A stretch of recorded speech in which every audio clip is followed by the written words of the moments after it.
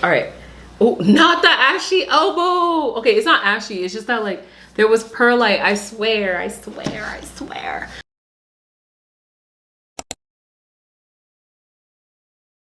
Hey guys, welcome back to my channel. My name is Samantha and this is Planted. So today I am going to be potting up some propagations that I've had sitting around for a little bit that need some love, time, and attention. Or is it time, love, and care? Tender love and care. You get the point. It needs me. So today we're going to just be doing a quick little potting video and doing a little chit chat. So why not? Let's get into it. Guys, I gotta put you on to something. It is called the Crazy Cakey Cloning Paste by Southside Plants. And when I tell you this is life-changing, it changes the game for all plants.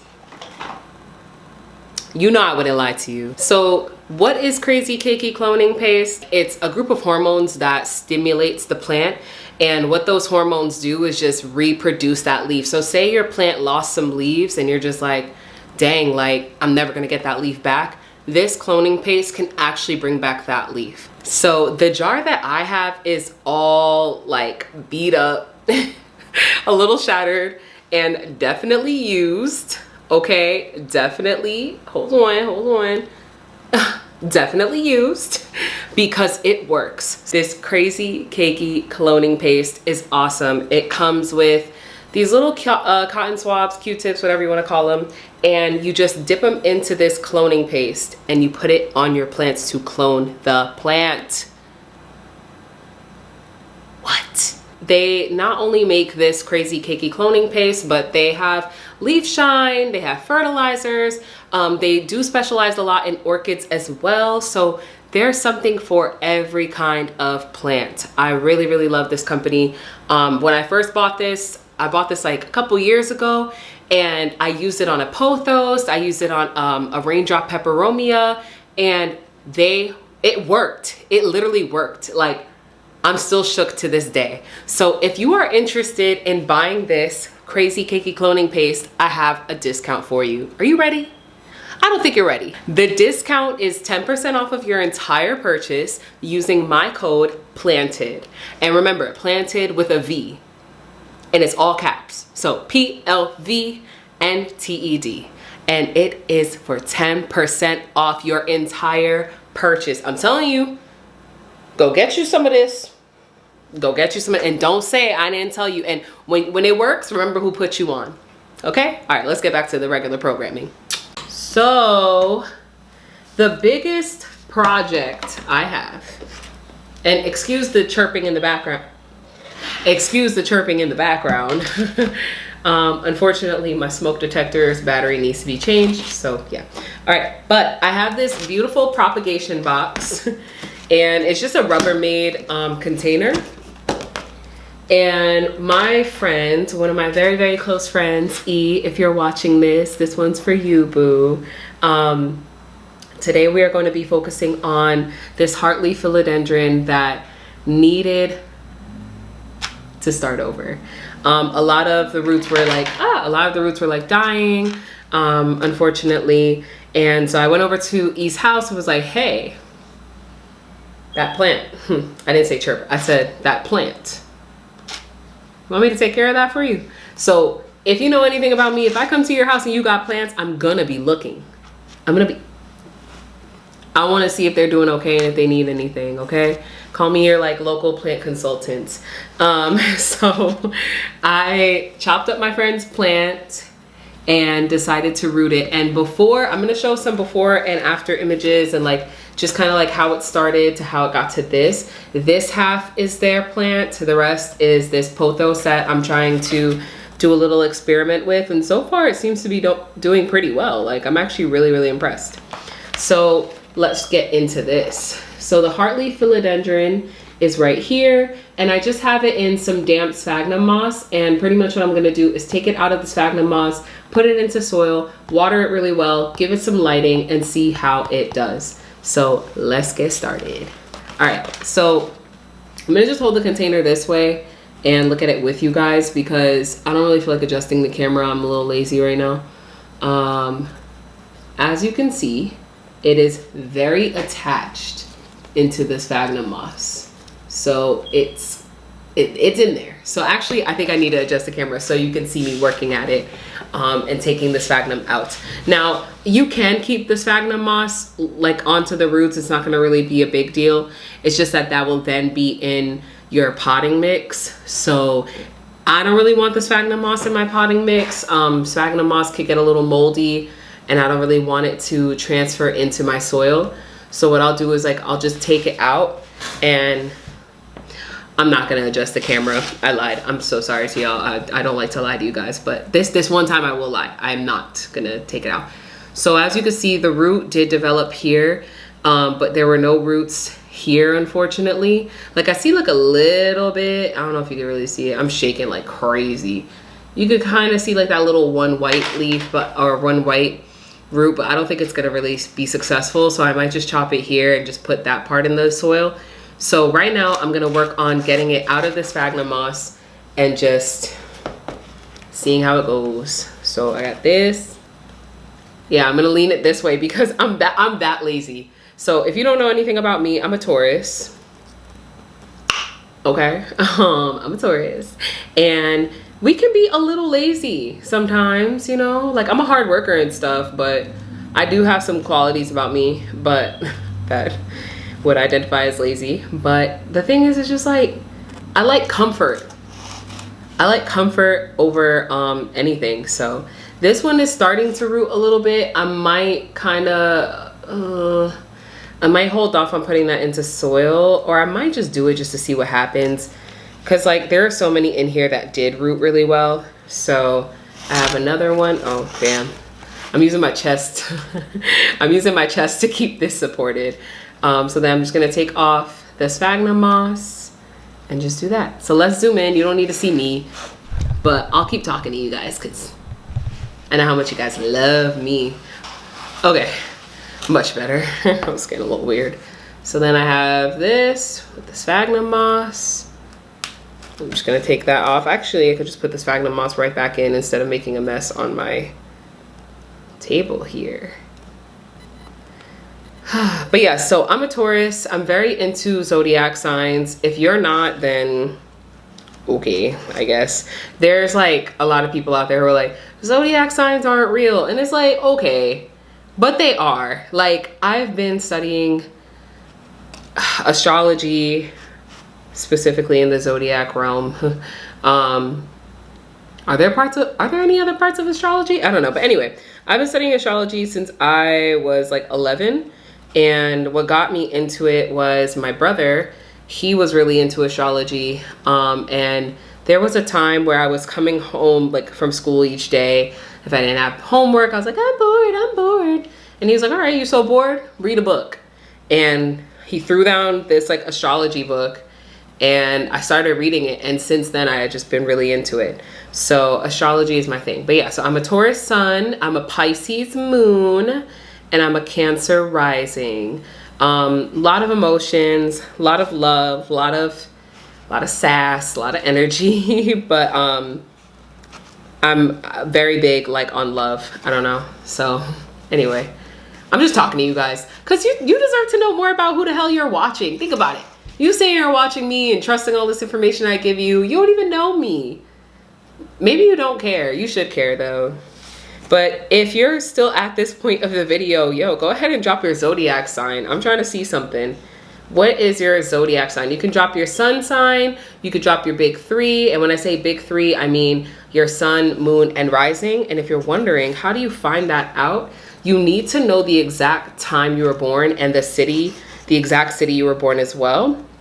And then you can just enter it on any little app that does like birth charts, and you'll find out like your big three. All right, this one's a little, all right, there we go. I think that's all of them. This one didn't really do so well. This is like a little bit of rot, so I'm actually gonna cut those little pieces off. Anything that's rotted, I'm just gonna cut off, just because I don't want that spreading to the plant itself. But I'm gonna like sit this one back in here and let it finish out. These are different. And yeah, that's think that's all of them. Oh my God, E is gonna be so happy. I'm so excited. All right, so as you guys see, in my last video, I did some potting up of some plants. The Monstera, sorry, I'm struggling. Okay, in the last video, I potted up my Monstera cuttings, and now I just need to pot up these. So in that video, I use this mat that catches a lot of the soil, and sometimes I forget that I have it, but in here, I just have my Foxfarm potting soil and some perlite, and I'm gonna just go ahead and give that a quick little mix. I'm using a shallow nursery pot that has like really large holes, just because I noticed that the Heartleaf Philodendron really appreciates a lot of aeration to the soil, and also because the roots aren't really long, I just don't want to put it in too big of a pot or too deep of a pot, because it needs to really work on the strength of its roots and establishing the leaves as well. So I'm gonna put this much in here, filled it up about like halfway. What I like about clear nursery pots is you can see what's going on, but unfortunately I don't have a nursery pot that could really like suffice for this kind of job right here. So I'm just gonna put these cuttings in. I think what I'm gonna do is actually fill it up to the top and just push the plants in, and you'll see what I mean in just a moment. So I'm gonna fill it up with the soil, like so. Okay. Just leave a little bit of room right here. And then what I'm gonna do is start off with each plant and just go from there. So you could kind of see that this one rooted here and here, but there's like this long stem in between. What I'm gonna do is just cut here and then cut here, just so it doesn't have like that awkwardness. And I'm gonna just go ahead and place this one in the soil. And that piece that flew off, it does have a leaf coming in, so I'm just gonna go ahead and put that in here too. They're all gonna eventually come together. Once the roots get settled in, you'll start to see that the roots will start to cling to one another, and that's sometimes how root balls form. But yeah, so that's gonna be really helpful for establishing a stronger root system. So you see the plants are here.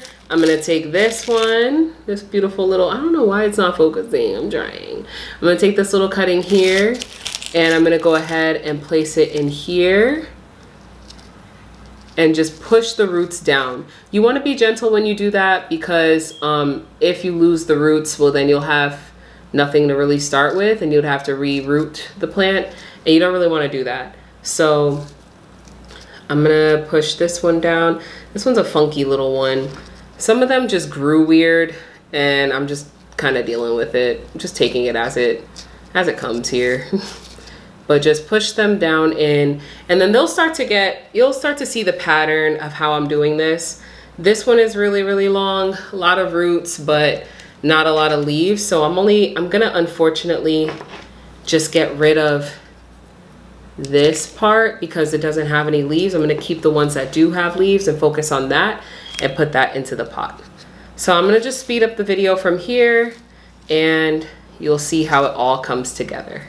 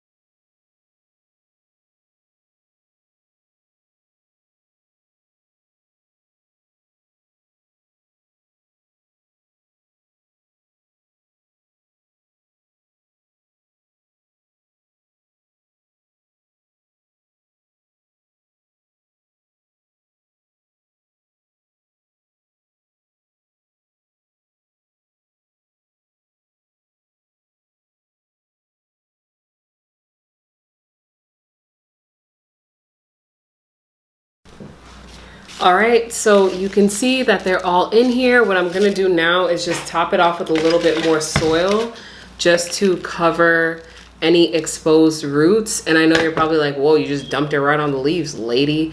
It's fine. It is fine, trust me. I'm just gonna move them around a little bit, cover it, and that's just to really secure the plant in there.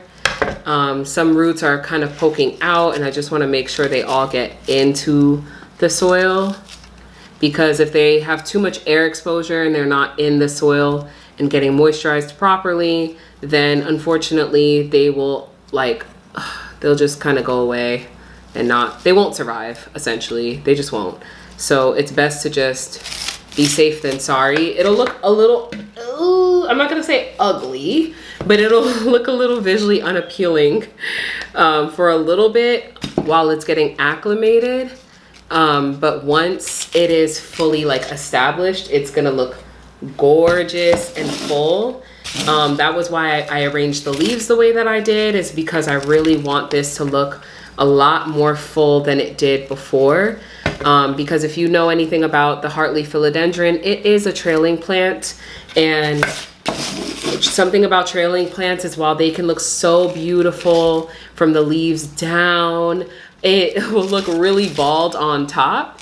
And a lot of the time that's because the plant isn't getting any sufficient light from the top down.